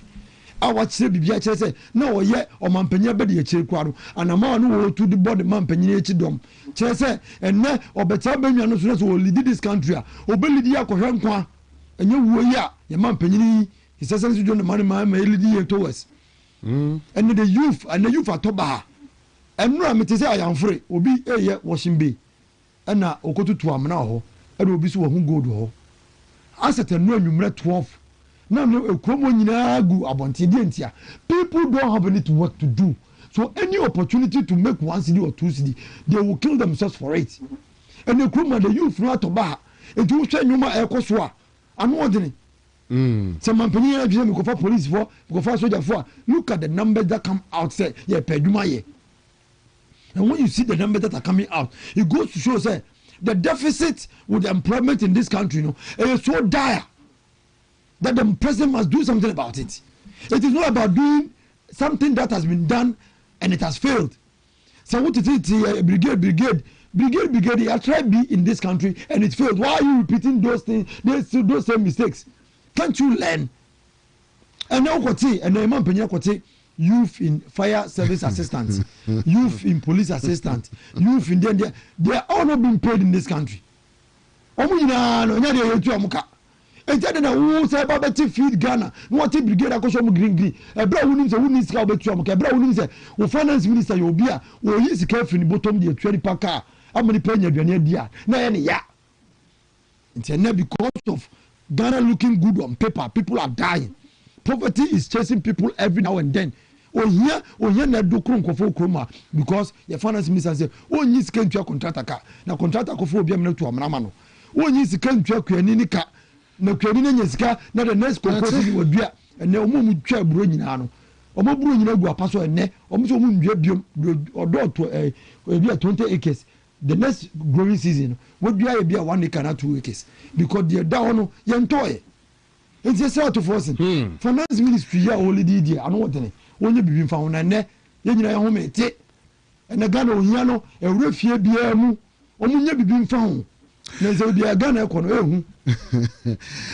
Hey, Daniel B. Teko in the house with me this afternoon, Friday afternoon, firing on all cylinders. Now, this is the picture, current state, a country called Ghana, current state of a year or minor, and a paint picture at the amount. Now, what baby is here, I don't got third tab. You wonder. say ɛno nso ɛfiri he even say be a constitution no kora no yɛka sɛ adeɛ no ɛnyɛ anambigya na sɛ ɛnyɛ wo hwan no yes ebi akɔ court ho can crunch ɛsɛ yɛkɔ court for a year interpretation but yɛhwɛ the Supreme Court no ebeka yɛwɔ other matters wɔ ha ebi abɛtɔn adeɛ kakra bi ɔno basa ba ɛyɛ ndi ɛnkyɛn nkokɔ nketenkete nsɛm yi ɛwɔ hɔ wagyagbawedie ɛwɔ hɔ bidim sɛ bi a tribunal so no ɛbrɛ bɛba yɛ ho kwan na ɛno so ɔde aba betwiba nkokɔ nketenkete ne ɛyɛ hospitals yi a bidim deɛ ɛkɔ so with ɛyɛ wagyagbawe nsɛnsɛm yi no deɛ bɛka kyerɛ sɛ sketch kakra but yɛbɛhwɛ ɛbrɛ bɛba yɛbɛka tribunals no nso ɛdeɛ ɛho nsɛm kakra na ɛnɛ week ended sɛ ɛyi HIV o sɛ yɛ cocaine ho nsɛm Australia matters na wɔtwe nsɛm ɛwɔ mu paa nti mekɔba neɛ baabi a ni ɛde bɛfa no na yɛahwɛ ne nyinaa but sinsɛ no wɔn sɛ na meka biribi de akyerɛ wo sɛ amanfoɔ ebisa sɛ ɛnɛ nti Dr. Bawumia koraa no ɔkɔɔ bia na ɛnɛ yes na abɛde abɔ so sinsɛ ne sɛ Dr. Bawumia nsuo ɛyiri fa a yɛ nuanom no ne yam hyɛ no ama ɔde Amerika tɛntɛ ɛkɔ hɔ na ɔkɔɔ yɛ a ɔkɔ sympathize yɛ ne empathize with ɛyɛ ɔmo a nsuo adi ɔmo awu no ade kyekye sɛ NDC foɔ no ɔmo wɔ ani ka o deɛ ɔmo bɛ posti yɛ a bihu sɛ senior lecturers bi ɛkaa bi ɛwɔ kurom ha ɛne sɛ anasɛ Dr. Bawumia koraa so ɔkɔ no wakɔ sympathize with ɔmo a nsuo adi ɔmo awu no na ahofadeɛ na tɛdeɛ ɔde kɔɔ hɔ no na ɛnyɛ na ɔhyɛ sneakers ɛna tɛdeɛ na ahyɛ no NDC foɔ nsɛm a ɔmo kaa no wɔ kurom ha ɛno no ɔno a ne yɛm ahye na nsuo yiri afa nkɔfoɔ ma ɔkɔ hɔ no ɛna na tɛdeɛ ɛhyɛ no ɛnyɛ ɛnɛ mepɛ saa senior lecturers no bia bi tie bi wɔ ɛyɛ akasa afidie so ebi a mebɛkan sɛdeɛ last time GJ president yɛka ɛyɛ afei na ɛnɛ ɔno kɔ akɔka ɛyɛ ikasua nsɛm yi bi a ɔkɔ no ɔmo out ɛno koraa de wankasa yɛn blacklist yɛm waka ne traa yɛhwɛ memmodi koraa no mehwɛ lecturers koro no ɔmo kasa tia Dr. Bawumia sɛ na ho fama anaa meka ne na tadeɛ ɔde kɔɔ ɛnyɛ no I just want to wait and see if they will comment on the year president no ɔyɛyɛ so ɔno koraa deɛ ɔde ne nsa ɛte bɔɔla God tabu nneɛma ɔde ne nsa yi ɛnɛ president ɔnhyɛ nose mask ɛnɛ president ɛnhyɛ gloves ɛna ɔhyɛ ɛyɛ saa mpaboa no koraa ɛfrɛ sɛ ɛno yɛbɛyɛ sneakers ana ɛna ɔno nso hyɛ bi na nti ɛnɛ president ne dress na ɔde kɔtee gata no mu deɛ ɔmo a na ɛka sɛ Dr. Bawumia ne dress na nkɔ yie yɛbisa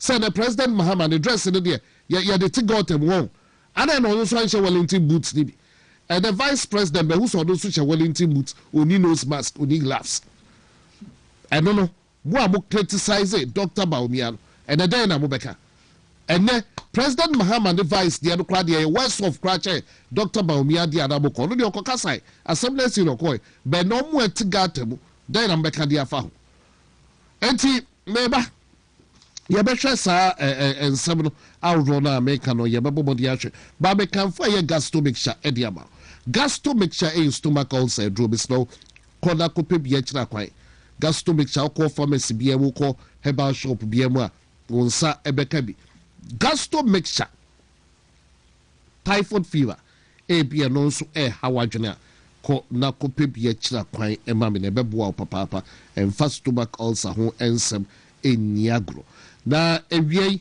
mekamfo ɛyɛ menstrual mixture so ɛdi ama menstrual mixture ɛno ɛyɛ for menstrual pains ɛna afei menstrual disorders sɛ bi a ɔbaa wɔ fikyikɔ ɛho ɛnsɛm ɛnkɔ yi a na wapɛ ɛyɛ menstrual mixture ne bi ɛbɛboa paa menstrual pains menstrual disorders ɛne yeast infections ne nyinaa no ɛyɛ menstrual mixture ɛbɛtwitwa agyew na bɛrima deɛ wo deɛ ɛyɛ prostrate right after 40 me say wunyanya mfie aduanan a na wodwen o prostrate nsɛm ho ɛno no prostrate enlargement wojonson tentem urine retention saa no doctor aka kyerɛ wa herbal medicine wey ɛyɛ very good nature medics consult ɛnom de aba edwa so yɛfrɛ no prostaplax mixture intimacy no wohwɛ wo problem a na wakɔ akɔtɔ deɛ gastro mixture for stomach ulcer, typhoid fever, and all that. And your woman suplex mixture, or by with which con ensem, no one no menubi. Bema, Odia Prostaplex mixture. Pharmacy be a herbal shop, be a non so Ebekasa in Ruibi. Furniture Medics Consult, Obuna Kofaba, number 0248 778899. 0248 778899. Your Ruta mixture, Ruta mixture, malaria, edro. Your Ruta life, and don't also a you with you with fibia, a womb, and your Ruta tonic and so for typhoid fever. Into a year Ruta mixture for malaria, Ruta life, for detoxification.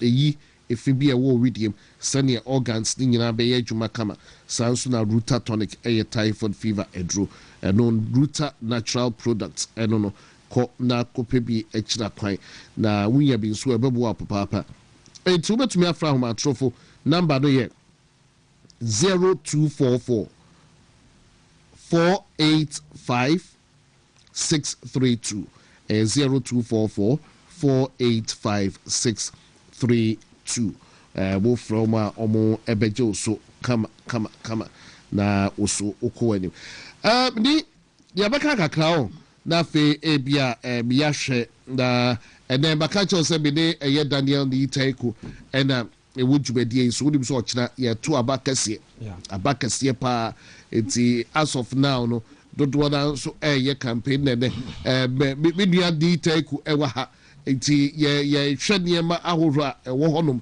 omo eye campaign by now heat no ginam obi can last obi can obi tian last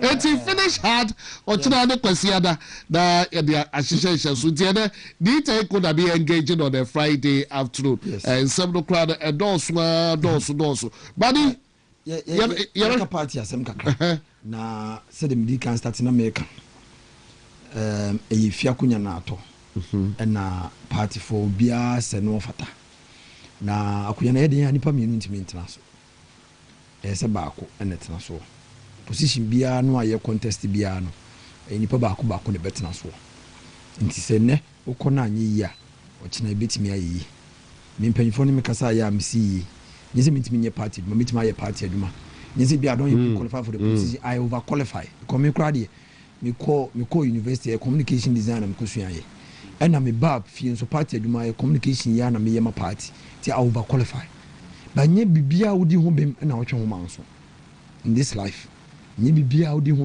bem na wotwe manso sometimes you have to let go you won't go bibiri all ma even up till now simpanyfo no wakasa na ebema nyoma adwo echina na de beto ho ne be ya fine if you still want to contest the make can say enye do or die enye afi na akofa tax abachina because and the media that we have in this country enye the traditional media nko somebody can just pick the phone no they cover bibi na ma party ne di money say di money ne ma party ne ho nya akono na wo di dance after Alhaji Dr. Mahmood Ba wo ho ayi na monto bi akina wo betuo wan hwe be ma wo nwa bi a oye party ni ebeti ada ama 2028 kwa onye campaign onkonkoto aba enti ye nwini sa anyomo ni nyina ho ni ehunu se eye Ghana man ye pe ni yie ene ye pese yi mpanyfo ni ye boa ni ye kwaji Ghana si yie Dr. Alhaji Mahmood Ba o miani so ade hunu a yigiri yie se ebe boa ye man Ghana yi ayi afri nkwaso a ne se se John Domani mama de man efam omani bebe ye duni se ne mampanyini de Ghana sika ma NDC for de akoto nkokọ anya omare anu na bebe ye dunu no bebe ye dunu se mampanyini ba pempa assembly hall ebe se nkokọ de sha NDC for nsem ma o makonya nkokọ nkokọ nyini ye no omu de bebo bra no omu hwe nkokọ no anu ne ye duro enti se wo dwiri sa de no a eye to hunu se wo ye nwuma be ma party no aya kono ye de sika akoto nkokọ ama nkofo are NDC for taxpayers money dia maga NDC for akoto nkokọ anya omare eho ne yadu ezi oboso oji Ghana yiye na wo peso wunya mampanyini a wode Ghana sika bebo Ghana mabunu ho bra amoma ko school na o kyerem so go bedi yiye na sika ni ba ne ohia ni betima tena one table ho asua de no makobo bra amoma yiye a sa ban no ni Dr. Alhaji Mahmood Ba omia ezi esre mumie nyanyoma be me ho nya akono Media me say to be able to win 2028, we need extraordinary people to do extraordinary work. And a chair was uncle for you, and you mean you a brown woman won't mean Edman, and your Madame Funier, a brown woman won't mean Edman. Vote for people who have done the work. Ne brow party, the need to do the service to the party, the training, the bread.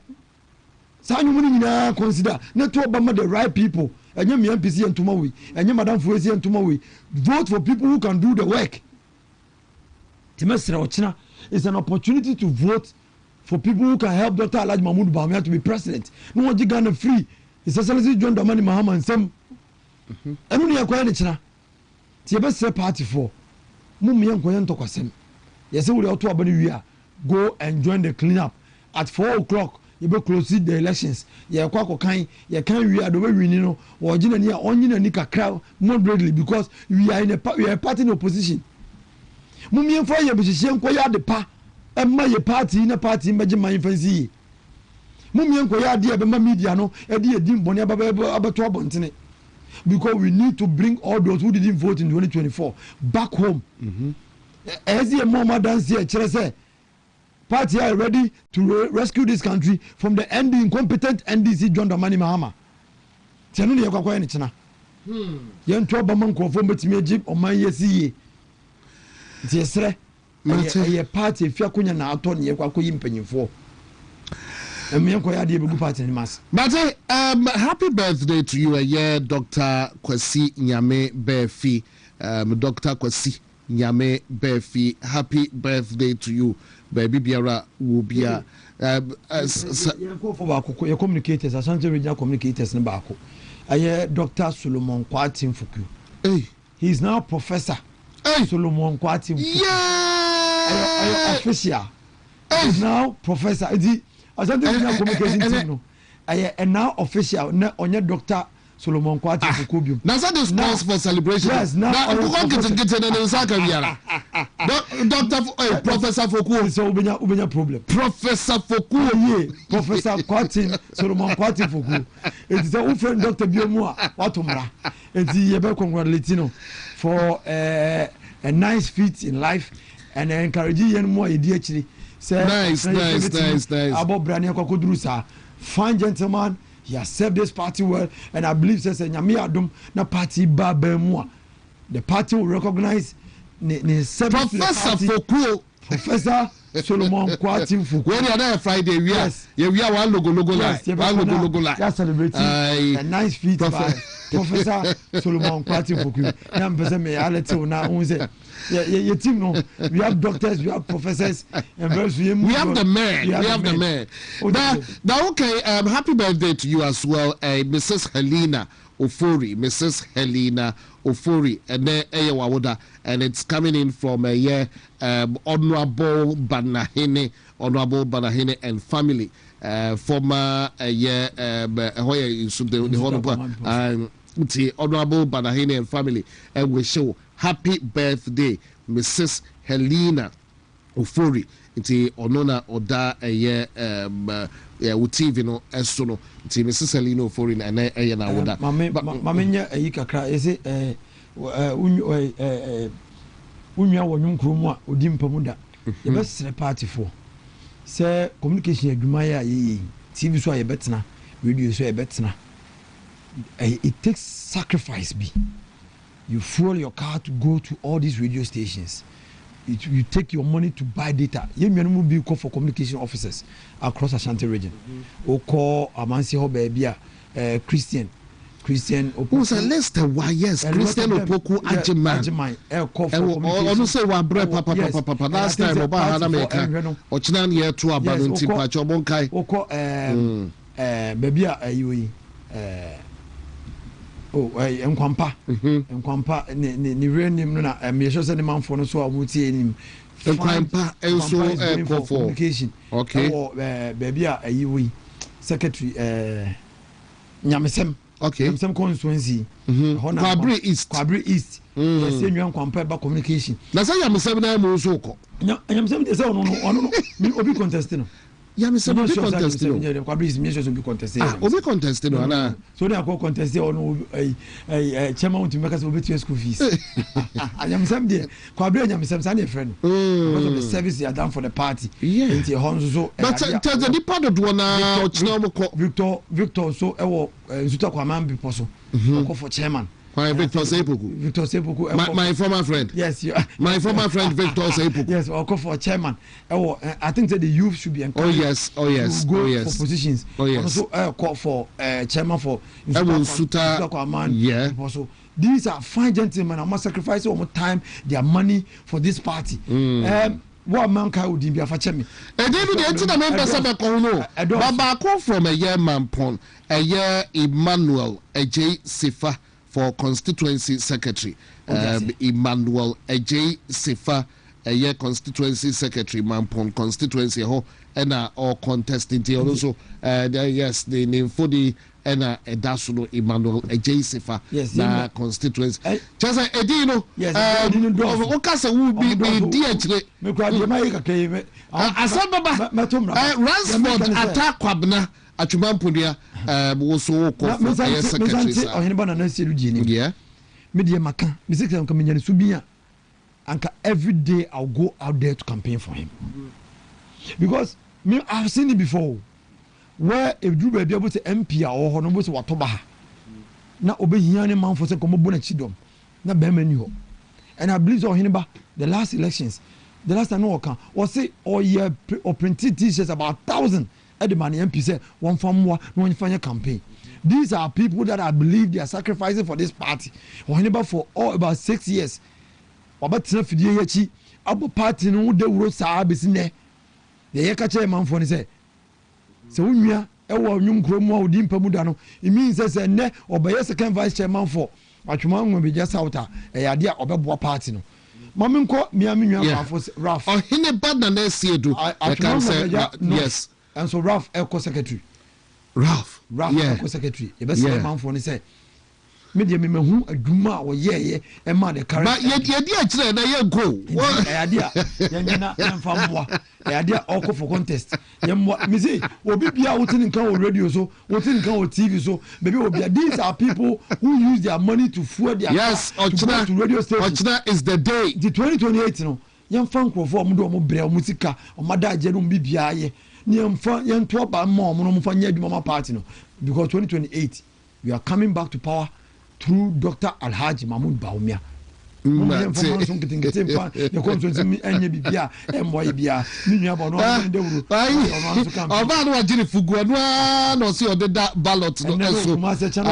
Kwaku Chubesi just walked in.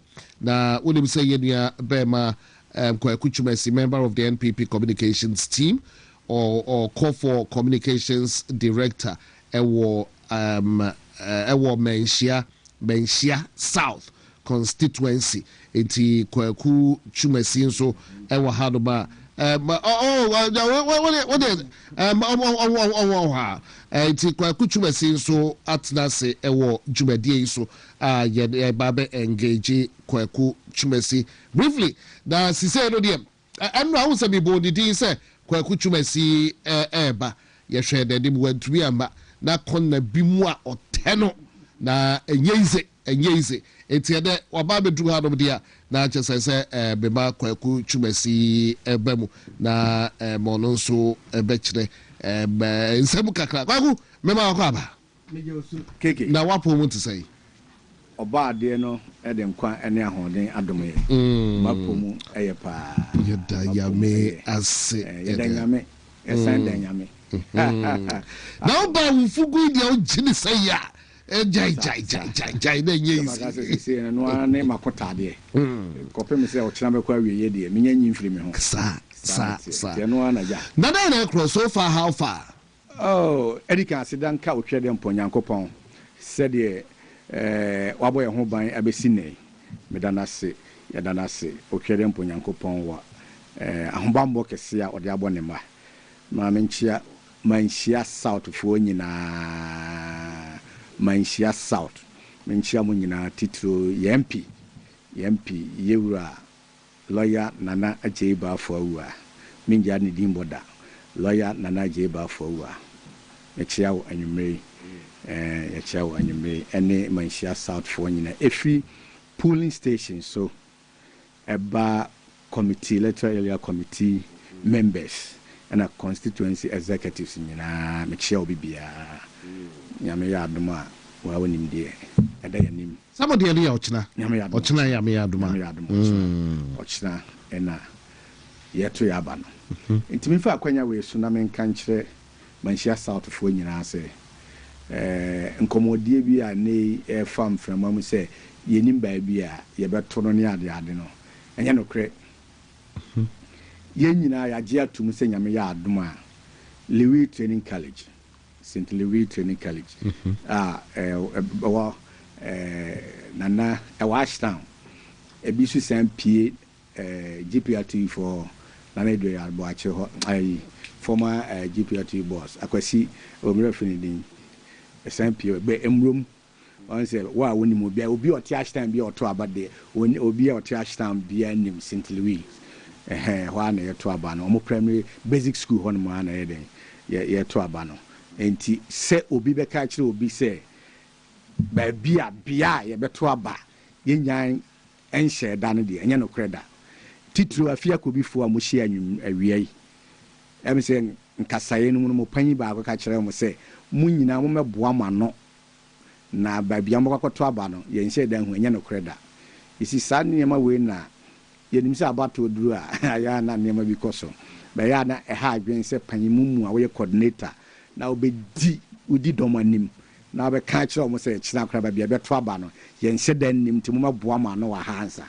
no ohwe manhia constituency na yebom ochina nso ene yeto aba da na yenim ba bia beto aba no on se nsem bi wo ho a wote ana wanso wanu ya obeka bibi bet ne nyina mu ne fi se eka politics no ba yidi se nka ye nipa ba akon die we no sa ne ma we ye mfa nni ye ho enti e kira ye to no St. Louis Training College omo basic school ho na ye to aba no ye to no open place petem ne ye to aba no kama eto so biem mo a mo se mo maboa ma no ne ye mfa ka mamo ne ade no etitiro afoforo na maba mu no e ya hwehunu a ase ma me faka na ye be yi mo afiri mu ye be obi antimi nyi obi amfiri say hormenti asio say ebia say de ekoso no say de na me ka say panyin Nkansah ye no ka kire o mo say ye nyan ba bia beto aba no kura ye nim wa wugidi se panyimu a woda doma no e kire koto amanhia constituency bi te say manhia ye koto aba o kina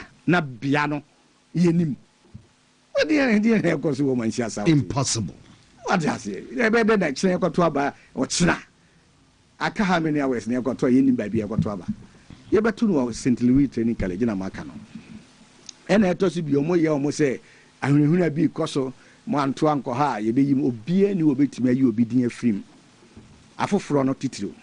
Until I need move better, I am huna, or more person more young to set the more young crab in 7 don't want more young paying for a body and not Domunian son in him, dear. Enti mu ma obi mfa hwehwehwa bi se obi na do be hyem se wo delegate wa ya de se wo do ba hyem ba wonya na ko a ye party ne ho donti na wo gitu mu se wo ba be som party no wo mesom de wo be hyem no party ne ho donti a enti ma obi amfa ehu bi ntu obi so chinchina atwan to ko ha nye sa ye be ye mu se titiro ni se o meka se bia ye nchemu enka se ebia we no de cham so ne ke ofo to akwa bibia ni ho sa ye nyina ballot box ba akopɛ ne di si ho ato aba ne di agum enti ba bia wo beto akɔ no obia nim ba bia wo to akɔ enti mo obia mfa ɔhye ne ahunahuna bia ento so ma wo yam nhyehyɛw pacha wate ase obia nim ba bia wo beto akɔ ye ballot box na wato aba mo obia hu ba bia de kɔ enti yesrɛ mo titiro mu amaba mu foforo no mo ne mo kasa because enim say de da nyina no na abom ne maaye ne mfa mudin ka platform ho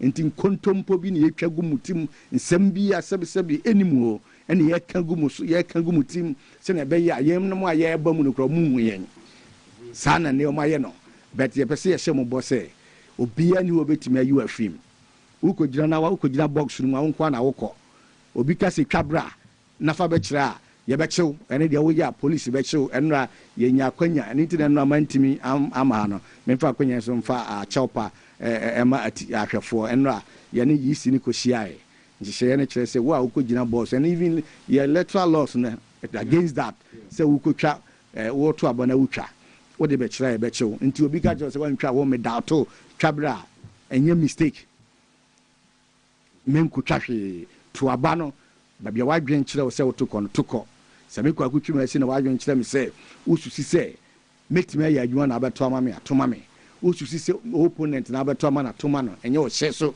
firi wakoma mu but sɛ obi bɛhyɛ wo dendenden sɛ woanto ankwa yɛbɛyi wo din afiri mu yɛbɛyɛ wo sei saa kasa no bi na anwummere yɛpɛ sɛ wɔmote ase sɛ obia ne tumi party no including general secretary kura ne tumi sɛ ɛnɛ yɛ a wo din wɔ register no mu no ɔbɛka sɛ woanto ankwa nti mayi wo din afiri mu obia ni saa tumi no nti ma obiaa ɛmfa ɛhu nto no so pakyɛw yɛserɛ mo monkɔto aba no momfiri akoma pa mu na monkɔto aba no deɛ wosusu sɛ wobɛtumi aboa constituency no to abama no na ɔmayɛ constituency no yie yɛnom bi deɛ gye tom sɛ yɛne obia bɛtumi ayɛ adwuma pakyɛw wate aseɛ mebɛtena anwummere sɛ makyerɛ mpanyimfoɔ yɛ sɛ mekyerɛ wɔ mo gyedeɛ na kyerɛ sɛ yɛntimi ne obia nyɛ adwuma yɛbɛtumi ne obia ayɛ adwuma nti yɛserɛ mo ma obia mfa ɛhu nhyɛ no mu ɛnyɛ by force sɛ kɔforo kaa na sɛbi mprɛduasa wote manhyia na woba downtown sentiliwi ha yɛ a deɛ na kyerɛ sɛ ɛsɛ obi fa kaa ma wo ɔmo ɛbɛka so ɔmo akyiri kakra yɛ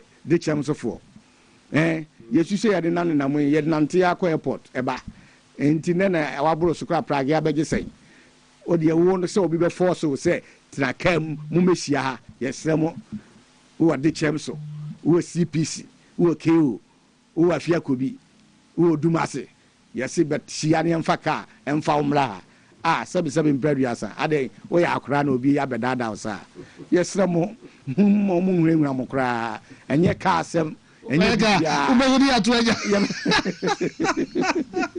na ade hɛyɛ yɛsɛ wohwɛ yɛ constituency no bia ɛbom sɛ dɛ meka de kyɛm so nko a na asɛ ɛwɔ baabi kakra ate no kakra yɛayɛka nyinaa deɛ sɛ yɛbom nti anwummerɛ deɛ mebaeɛ a biribi a ɛkɔ so kamakama na woyɛ number sɛ wɔ ballot no number 2 me furugu ya ne hyɛ me furugu yi dodo aka no furugu ya no ma yɛ ma adwen sɛ mensesa no kɔpem ta bɛto aba na wie number 2 ɛyɛ 2 bɛkasa bi kɔ so ma mentim firi a titiro ɛnora panmu bi paa yɛada mempɛ sɛ mɛbɔ din bɛ obia ne mpanyin na wɔyɛ saa deɛ no ɛkɔgyina baabi kaa sɛ communication na party ne hia no nyɛ communication bɛtena tv so ne radio ka na ɛno deɛ hia nti mo nka sɛ me kɔ radio so ana tv so nti ɔmo gyina so ato aba ma me na ebire no duru abi opponent na obi agye tum sɛ ɔnkasa wɔ radio so ana tv so da unse me ba radio am nkasa asɛm no ɛnhyɛ da nhia me bɛ panyin asɛm ɔka nti na me tie free wɔ sɛ so ebi obi betumi akasa constituency ayi di anti ɛno kwa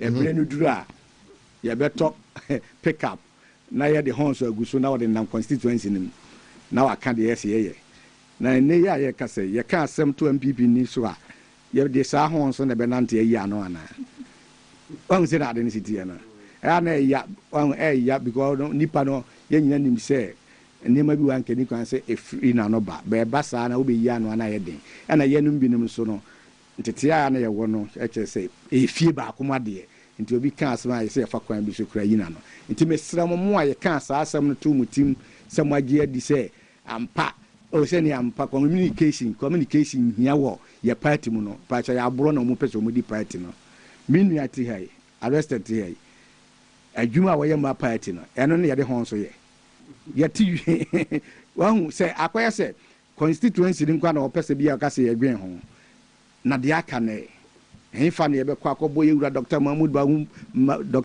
Bawumia ho dawuro yɛka ya ebia panmu bi wɔ constituency no wasɛm bɛba national nti constituency wa ne yɛmfa ho nso ne nante nka na isi yakɔ baabi akɔka ho asɛm nti ma yɛmfa abatoɔ entum futuro engu nipa ani sadeɛ no ɛyɛ ato to campaign no yes yɛkɔ house to house no yɛnyina hu kasa yɛkɔ house to house no bi yɛwɔ video ɛkyɛ sɛ mpa yɛna so bi wɔ gyina obi ani nkora ne ho popo ɛnyɛ obi na ɛsɛ wɔkasa nti mesrɛ saa kasa na ɛbaa free panyina no bae no menka sɛ ɛnyɛ no koraa na asɛ bi bet communication our radio so na new media ehia papa ɛwɔ radio TV any new media ehia na me ma one example na anu ya yeto abawie MP we dey me use MP dey example yewura lawyer Nana Jeba afọ awua Ashanti regional minister to ne din Soloku MP eye me a me constituency nim na me gigina mu ɛwɔ Facebook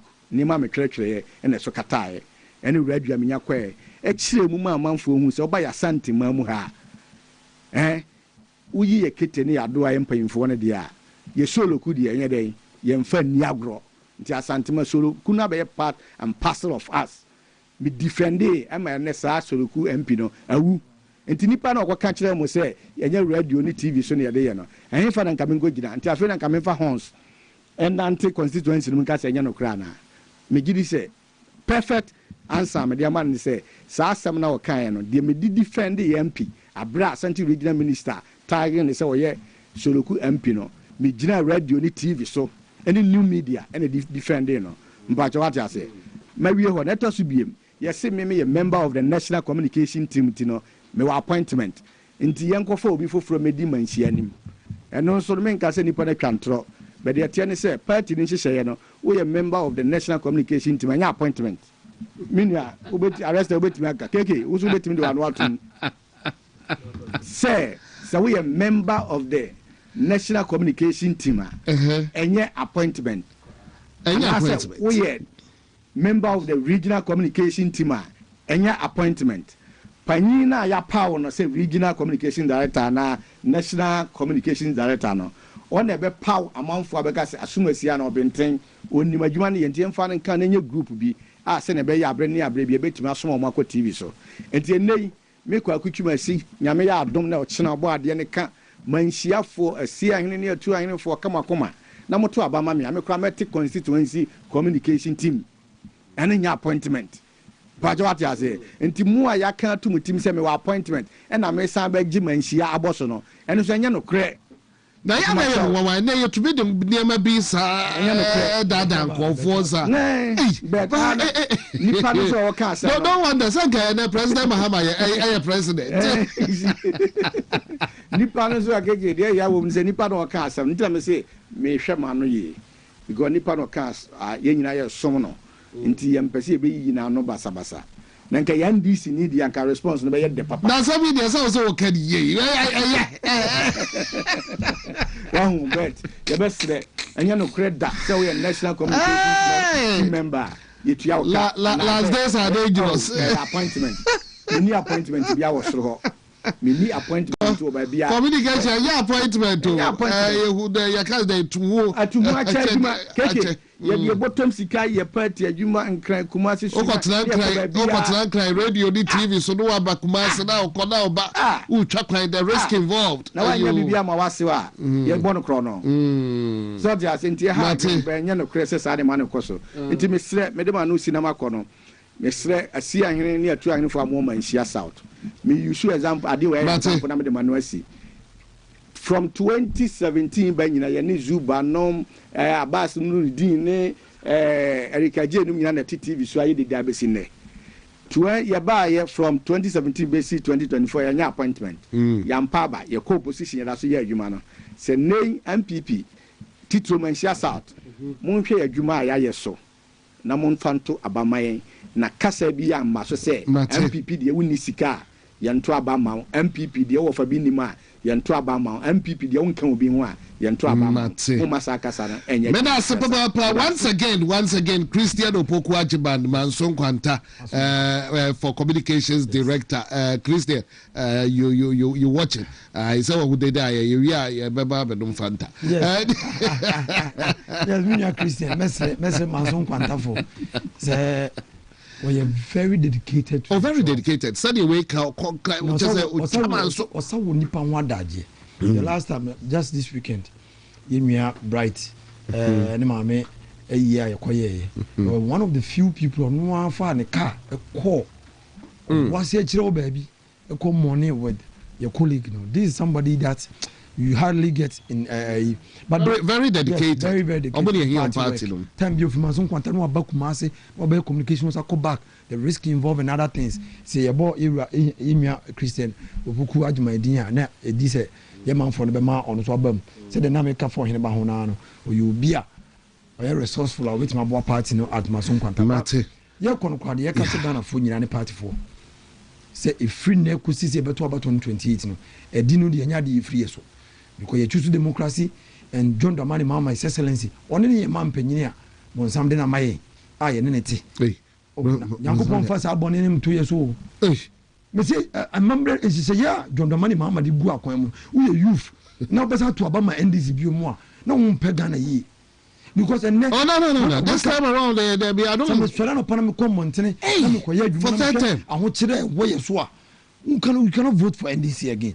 enu nja Ghana for ayem hihye enu nja party for ayem hihye no munye de ye o kina ya bato ne ekotonye ntokwa mate en ya bato ne ekotonye ntokwa me maka me say enne omo party constituencies bebiri mu a omo ye mafia no enu na omo tiantia mu say yesisi omo ena ne omo ye bi je omo ene omo tiantia no o kina munye tumi omo hwe se omo nye de enura nye de ye omo ne bi ba elections ye kwa kotonye ntokwa ye nye kwa party adwuma na nyame ya Daniel Dr. Alhaji Mahmoud Bamia embe the next president on GM free nkwasom yi mu inshallah me na se baba pawai ne wada je Daniel di taiko enso ene na wote ye no meda na se papa padamada kwa kuchuma siase wa wo je bre ehwe to Ghana na yumre bia nso no meda wa se papa enti ochina